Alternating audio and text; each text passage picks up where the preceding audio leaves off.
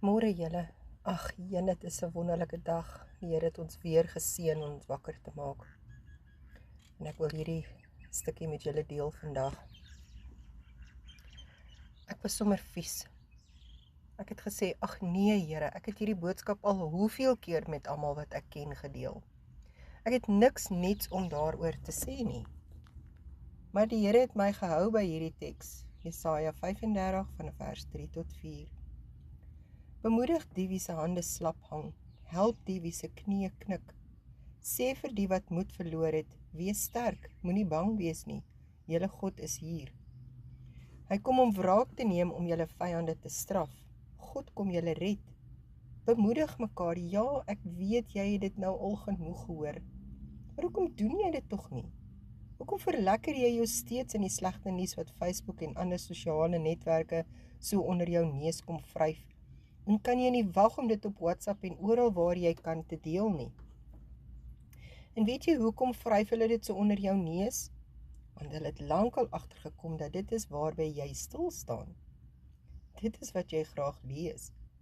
En nou gee hulle jou meer, want deur dit te deel help jy hulle om dit wat sensasioneel is en mening keer onwaar is, te deel.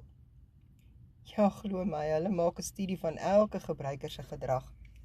Ons leef in 'n tyd waar die leuen voorgehou word as die waarheid.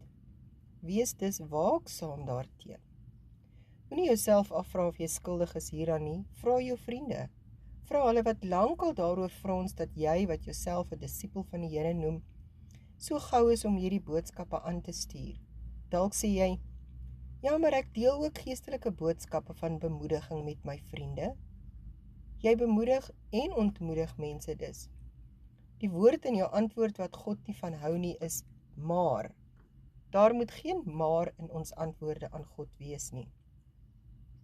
Daar kom nie skoon en vuil water uit 'n helder fontein nie. As jy reeds in die tweede helfte van jou lewe is, word die geleenthede al minder vir jou om te getuig en te bemoedig.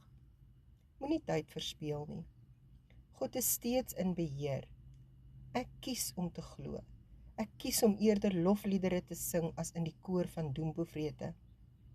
Ek kies om God te hou by die beloftes uit sy skrif. Daarom is die eerste 2 verse van Jesaja 35 so belangrik vir my. Daar staan geskryf, die woestyn, die dor land sal jubel, die droë wêreld sal juig, oortrek met afodille. Hy sal in volle bloei staan, hy sal juig en sing. Hy sal die pragt van die Libanon hê, die skoonheid van Karmel en Saron. Israel sal die mag van die Here sien, die koninklike mag van ons God. Bemoedig mekaar vandag. Wees deel van die verskil, eerder as deel van die probleem. Laat die lewende water van God skoon en vrylik deur jou vloei. Doen dit net, moenie eers daaroor twyfel nie. En as jy 'n gereelde, amper sê ek misdadiger is van hierdie daad, vra vergifnis, bely dit voor die Here en doen dit nie weer nie.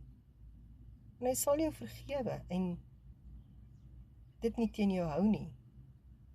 God vergewe ons en dink nooit weer daaraan nie.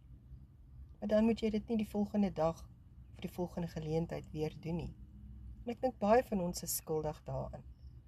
Jy lees ietsie en jy stuur dit dalk aan.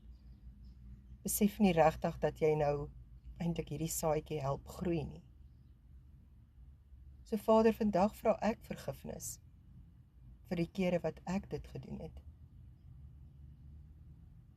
Kom doen dit met liefde.